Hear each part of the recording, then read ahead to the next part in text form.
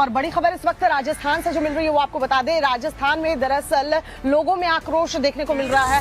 करणी सेना के अध्यक्ष सुखदेव गोगामेडी की हत्या के बाद आज राजस्थान के अलग अलग शहरों में बंद का ऐलान जो है वो किया गया है। ये बड़ी खबर आपको बता रहे हैं। जयपुर में मंगलवार दोपहर को हुई करणी सेना अध्यक्ष सुखदेव सिंह की हत्या का मामला अब तूल पकड़ता हुआ नजर आ रहा है। दिल दहला देने वाला इस हत्याकांड के विरोध में राजपूत समाज के लोगों का गुस्सा काफी देखने को मिल रहा है, जिसके बाद राजस्थान के कई शहर में राजपूत समाज के लोगों ने नाराजगी जताते हुए हाईवे पर जाम लगा दिया। मुजर के बाद से ही लोगों में काफी ज्यादा आक्रोश भी देखने को मिल रहा है।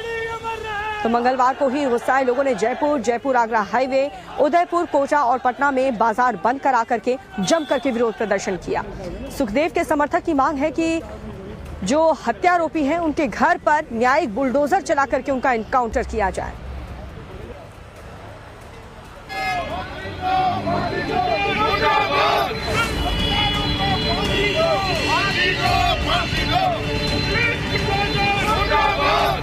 नारेबाजी हो रही है, विरोध प्रदर्शन जारी है।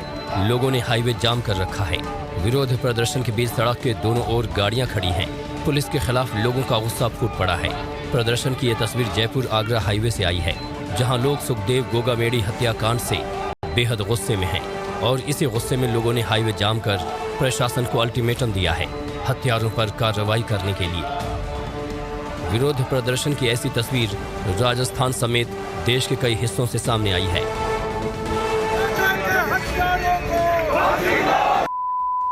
अब जरा जयपुर की तस्वीर को देखिए। सुखदेव गोगामेडी की हत्या के बाद जयपुर में भी खूब बवाल मचा। कई जगहों पर लोगों ने प्रदर्शन किया। गुस्साए लोगों ने जयपुर के खातीपुरा झोटवाड़ा इलाके में बाजार बंद करवा दिए और जमकर नारेबाजी की। हंगामा देखते हुए इलाके में बड़ी संख्या में पुलिस बल को तैनात किया गया है। दिन से लेकर रात तक जयपुर के अलग अलग इलाकों में यही हाल नजर आया। हर तरफ प्रदर्शनकारियों ने रास्ते को जाम किया और दुकानें बंद नजर आईं।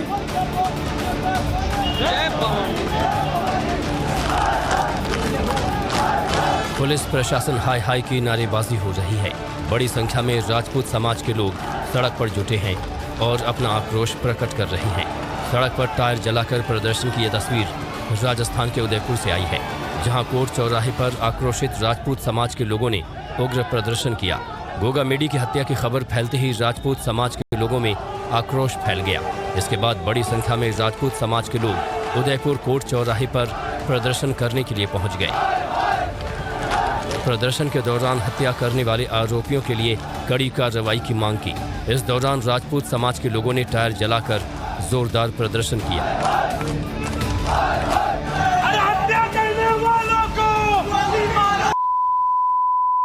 राजस्थान के कोटा में भी श्री राष्ट्रीय करणी सेना के राष्ट्रीय अध्यक्ष सुखदेव सिंह गोगामेडी की हत्या के बाद राजपूत समाज का विरोध नजर आया। सिटी एसपी ऑफिस के बाहर बड़ी संख्या में राजपूत समाज के लोग इकट्ठा हुए और पुरजोर प्रदर्शन किया। इस दौरान स्थानीय लोगों ने जमकर नारेबाजी की। कोटा में प्रदर्शनकारियों ने सिटी एसपी को ज्ञापन सौंपा और दोषियों के खिलाफ जोरदार कार्रवाई की मांग की।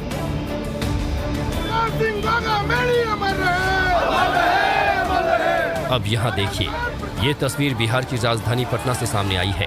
सुखदेव सिंह गोगामेडी की हत्या के बाद पटना में भी क्षत्रिय समाज के लोगों के बीच आक्रोश नजर आया। क्षत्रिय समाज के लोग सड़क पर उतरे, कैंडल मार्च निकालकर अपराधियों की जल्द गिरफ्तारी की मांग की। तस्वीरों में आप देख सकते हैं कि लोग आक्रोशित हैं और यहाँ बाकायदा बैनर पोस्टर लेकर कैंडल मार्च निकाला गया और अपराधियों के खिलाफ जोरदार कार्रवाई की मांग की गई। बात का भरोसा और विश्वास दिलाता हूं कि एक भी अपराधी और गैंगस्टर जो इसमें संलिप्त था वो नहीं बख्शा जाएगा और पुलिस प्रशासन को इसके लिए आगाह करना चाहता हूं कि राजस्थान में अन्य लोगों को जिनको भी इस तरह की धमकियां मिली है तुरंत उनको सुरक्षा भी प्रदान करें और साथ साथ में ऐसे सारे लोगों को जिन्होंने धमकियां दी है उन सबके खिलाफ प्रभावी कार्रवाई करें। सुखदेव सिंह की हत्या के बाद पूरे राजस्थान का माहौल गर्मा गया है। सियासत भी इस पर तेज है। राजस्थान के पूर्व मंत्री राजेंद्र गुढ़ा ने इस हत्या के लिए खाकी और खादी दोनों को जिम्मेदार बताया है। सुखदेव सिंह ने जो सिक्योरिटी मांगी थी, इंटेलिजेंसी का इनपुट था इनके पास और उस इनपुट के अंदर ये था कि इसकी जान को खतरा है। बार बार हमारे सामाजिक संगठन में हमने भी सरकार के उच्च अधिकारियों से बात की, सरकार से बात की इसके अंदर। पिछली सरकार जो सरकार है, खादी और खाकी दोनों के मिलीभगत से हत्या हुई। सुखदेव सिंह की मौत के बाद देश भर के अलग अलग हिस्सों में प्रदर्शन जारी हैं। आज जयपुर जोधपुर बंद का ऐलान किया गया है। जब तक हथियारों का इनकाउंटर नहीं होगा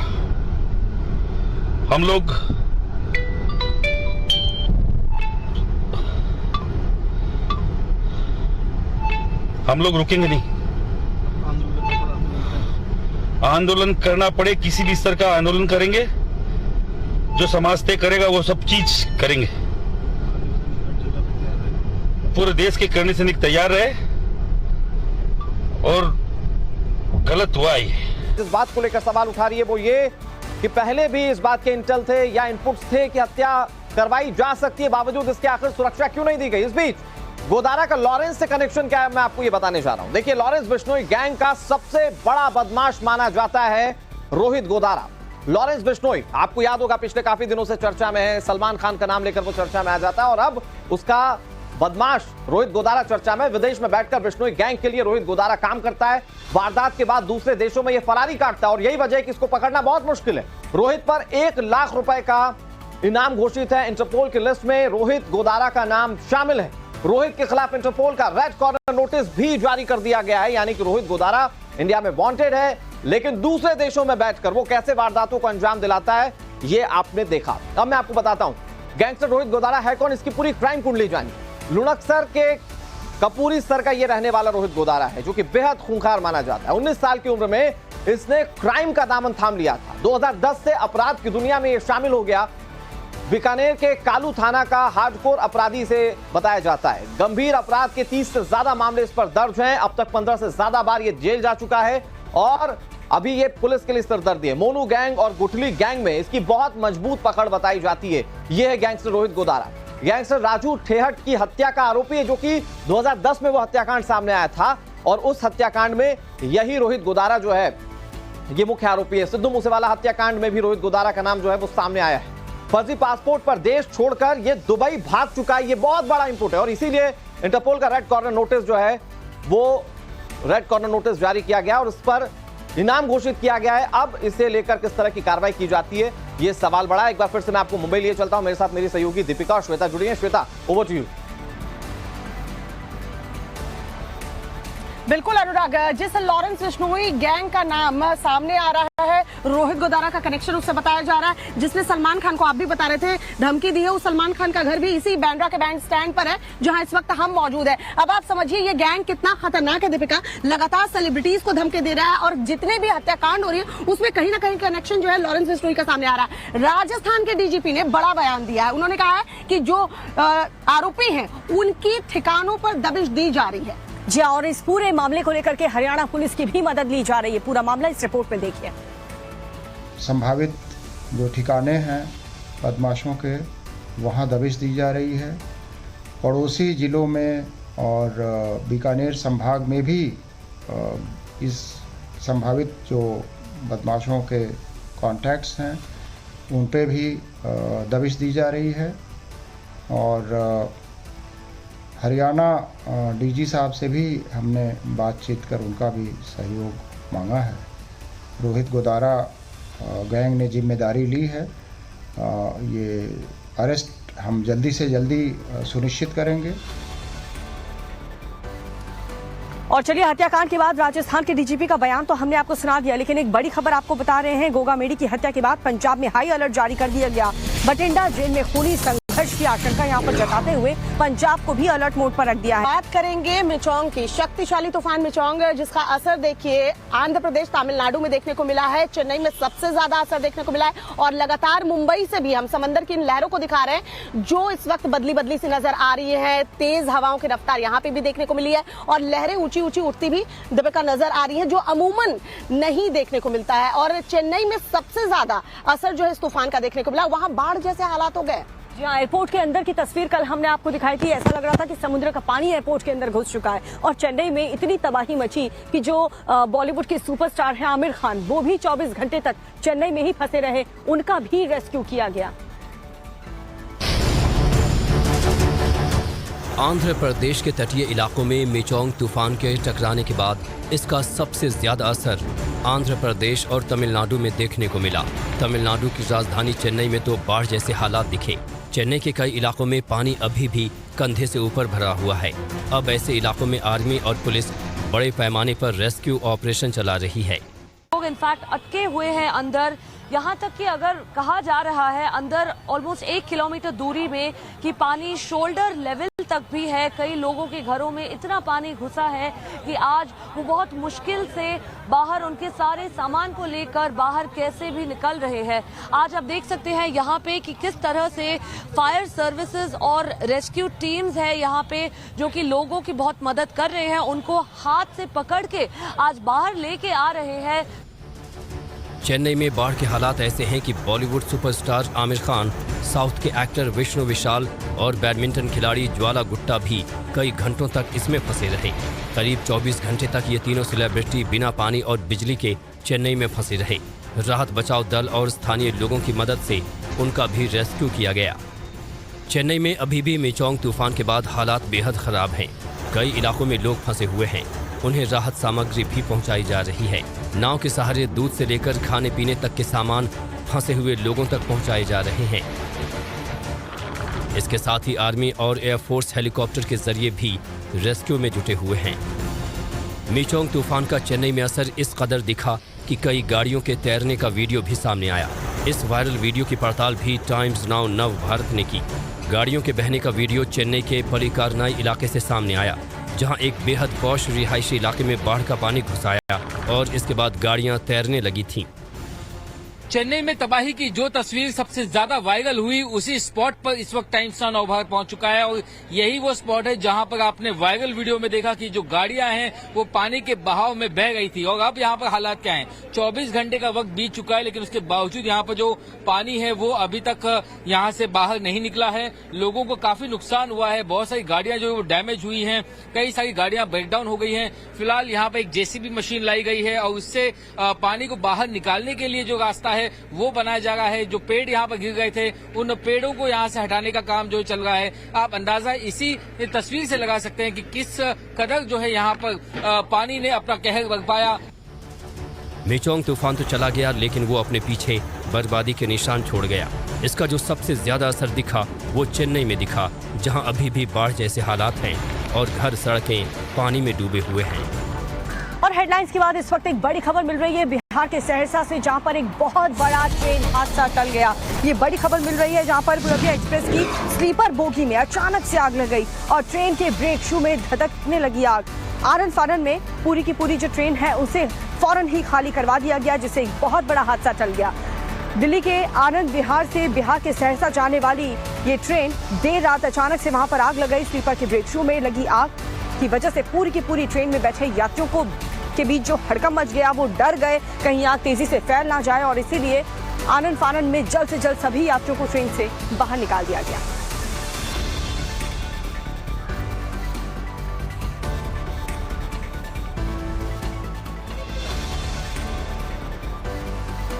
ये तस्वीरें हम आपको दिखा रहे हैं। तस्वीरें आप देख सकते हैं किस तरीके से इस ट्रेन में अचानक से आग लग गई और पूरबिया एक्सप्रेस ये बताया जा रहा है जहां पर स्लीपर बोगी में ये आग लगी है और उसी की तस्वीर आपको दिखा रहे हैं जहां से तुरंत ही लोगों को हटा दिया गया और ये धुआं उठता हुआ आपको नजर आएगा। आसपास के लोग जो हैं अपना सामान लेकर के कितनी जल्दबाजी में सबके सब बाहर निकल रहे हैं और इसीलिए ये बहुत बड़ा हादसा होने से टल गया। तो चलिए, बिहार की ये खबर हमने आपको दिखाई और अब राजनीति में क्या कुछ आज अहम सुर्खियां रहने वाली है, यानी राजनीति की बड़ी खबरें आपको दिखाते हैं सिर्फ 1 मिनट। देर रात तक पीएम मोदी के आवास पर बीजेपी आलाकमान की बड़ी बैठक हुई, जिसमें पीएम मोदी के साथ बीजेपी अध्यक्ष जेपी नड्डा और गृह मंत्री अमित शाह भी मौजूद रहे। सूत्रों के मुताबिक बैठक में 3 राज्यों के सीएम उम्मीदवार पर मंथन हुआ। इस बीच एमपी के सीएम शिवराज आज दिल्ली आने के बजाय छिंदवाड़ा जा रहे हैं, जहां वे हार का मंथन करेंगे। मध्य प्रदेश में वोटिंग के लिए बाबा बागेश्वर की अपील से बीजेपी को हुआ फायदा। दरअसल बाबा धीरेन्द्र शास्त्री ने लोगों को सनातन के लिए वोट करने की बात कही थी। साफ है कि पूरे चुनाव के दौरान सनातन विरोध की राजनीति के खिलाफ ही बीजेपी मैदान में डटी थी, इसलिए बीजेपी को बागेश्वर धाम की अपील से फुल समर्थन मिला। राजस्थान में बीजेपी ने 115 सीटें जीतकर बहुमत हासिल तो कर लिया है, लेकिन अभी तक सीएम फेस फाइनल नहीं हो सका है।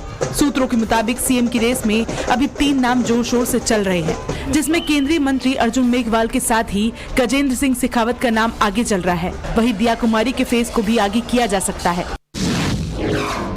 कल रेवंत रेड्डी तेलंगाना के सीएम पद की शपथ लेंगे। कांग्रेस की तरफ से सीएम के लिए रेवंत रेड्डी के नाम का ऐलान किया गया है। इस ऐलान के बाद रेवंत रेड्डी दिल्ली पहुंचे हैं। आज वे संसद जाकर सांसद पद से इस्तीफा देंगे। इसके बाद वे सीपीपी अध्यक्ष सोनिया गांधी और कांग्रेस अध्यक्ष मल्लिकार्जुन खड़गे से मुलाकात करेंगे। योगी आदित्यनाथ के मुख्यमंत्री बनने के बाद यूपी के क्राइम रेट में गिरावट जारी है।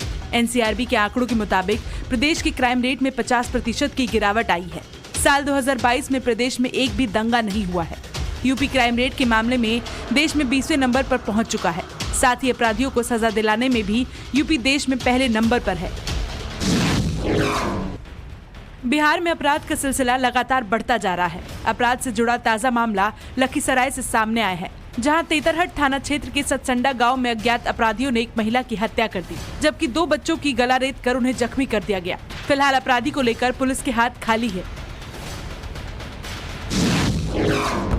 ओडिशा के राउरकेला में एक बड़ी चोरी की वारदात को अंजाम दिया गया। यहाँ एक मोबाइल की दुकान को चोरों ने निशाना बनाकर 23 लाख रुपए की चोरी की। चोरों ने दुकान से 7 आईफोन समेत कुल 97 फोन चुराए हैं। चोरी की ये वारदात वहाँ लगे सीसीटीवी कैमरे में कैद हो गई, जिसके आधार पर पुलिस चोरों की तलाश कर रही है। पंजाब के भटिंडा में पुलिस ने चोरी के मामले का खुलासा किया है और चोरी में शामिल एक पुलिसकर्मी को गिरफ्तार कर लिया। पुलिस ने इस कार्रवाई में 1.5 करोड़ रुपए का सोना बरामद किया है। बताया जा रहा है कि आरोपी पुलिसकर्मी के दूसरे साथी भी इस वारदात में शामिल थे, जिनकी तलाश फिलहाल पुलिस कर रही है। और इजराइल से इस वक्त की बड़ी खबर आपको बता रहे हैं, जिसमें गाजा पट्टी में लगातार हमले कर रहा है इजराइल। आईडीएफ ने हमास के अड्डों पर बम वर्षा की है। हमास आतंकियों के 3 मिलिट्री कंपाउंड को तबाह कर दिया गया। हवाई हमलों में टनल, शाफ्ट और हथियार डिपो भी ढेर कर दिए गए। तो गाजा पट्टी के दक्षिणी इलाकों में इजरायली सेना के ताबड़तोड़ एक्शन देखने को मिल रहे हैं। इजरायली सेना न सिर्फ ग्राउंड जीरो पर एक्शन दिखा रही है, बल्कि देखिए एयर स्ट्राइक किस तरीके से किया जा रहा है, वाटर अटैक भी किया जा रहा है। यानी हमास के आतंकियों पर लगातार हमले किए जा रहे हैं इजरायली सेना की तरफ से, और धीरे धीरे इजरायली सेना जो है वो ग्राउंड में आगे बढ़ते जा रही है। आतंकियों के न सिर्फ ठिकानों को उड़ाया जा रहा है, आतंकियों को ढूंढा भी जा रहा है, सुरंग मिल रहे हैं उसमें भी ब्लास्ट किया जा रहा है। लगातार हमला जो है वो जारी है। मंगलवार को भी इजरायली सेना ने हमास के अड्डों पर सिलसिलेवार तरीके से हमला किया। और ये 3 तस्वीरें आपको दिखा रहे हैं। स्ट्राइक करके हमास के टनल की शाफ्ट और आतंकियों के हथियार डिपो को भी उड़ा दिया गया है। ये सामने आई तस्वीरों में आप साफ तौर पर देख सकते हैं आखिर किस तरह इजरायली सेना ने एक के बाद एक हमास के कई अहम इमारतों को बम बरसाए हैं और उन्हें कुछ ही सेकंड में निस्तानाबूद कर दिया। रिपोर्ट्स की माने तो 7 अक्टूबर से लेकर के अब तक 15,000 से ज्यादा फिलिस्तीनियों की मौत वहां पर हो चुकी है, जबकि 23 लाख से ज्यादा लोग जंग की वजह से प्रभावित हुए हैं।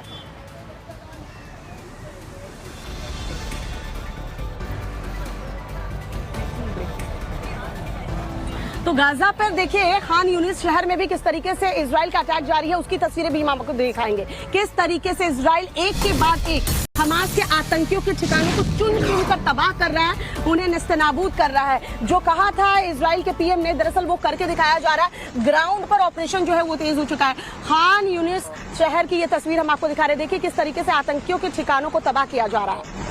कि इसलिए आईजीएफ के सैनिकों ने हमास के सभी अड्डों को चिन्हित करते हुए तबाह करना शुरू कर दिया। एक के बाद एक कई मिसाइल से हमले इजराइल की तरफ से गाजा पट्टी पर किए जा रहे हैं। इजरायली सेना ने एक ऐसे ही ऑपरेशन की है जहां उन्हें एक के बाद एक खान यूनिस के कई आतंकी अड्डों को उड़ा दिया है। तस्वीरें हम आपको दिखा रहे हैं। देखिए जरा, सबसे पहले एक इमारत में धमाका किस तरीके से होता है।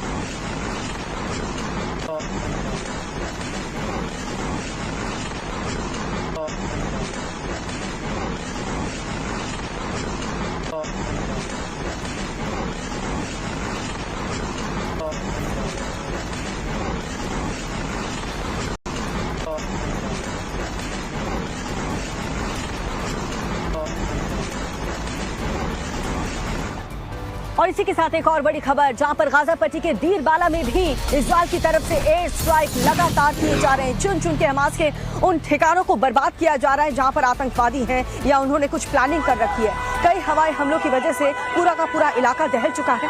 हमले की वजह से दीरबाला की कई इमारतें बर्बाद हो चुकी हैं। और ये तस्वीरें दिखाने, देखिए जरा तबाही और हड़कंप की ये तस्वीरें दीरबाला इलाके से सामने आई है, जहां इजरायली सेना ने देर रात एयर स्ट्राइक की है। इसके बाद पूरे इलाके में क्या स्थिति रही, इन तस्वीरों के माध्यम से आप समझ सकते हैं। सामने आई इन तस्वीरों को हम आपको दिखा रहे हैं और बता रहे हैं कि देखिए इजराइल किस तरीके से एक के बाद एक गाजा पट्टी में जो शहर मौजूद है, चाहे वो खान यूनिस शहर की बात कर ले या दीरबाला की बात कर ले, वहां एयर स्ट्राइक कर रहा है और उन इलाकों को चिन्हित किया गया है दरअसल जहां हमास के आतंकी छिपे हुए हैं या तो उनका अड्डा है, और उसे किस तरीके से तबाह किया जा रहा है, जिसके बाद इलाके में हड़कंप का माहौल देखने को मिल रहा है। एक मकान की दूसरी मंजिल पर कुछ औरतें आपको फंसी हुई नजर आ जाएंगी, जो मदद के लिए आवाज लगाती हुई भी आपको सुनाई दे जाएंगी। इमारत का मलबा चारों तरफ आपको नजर आएगा।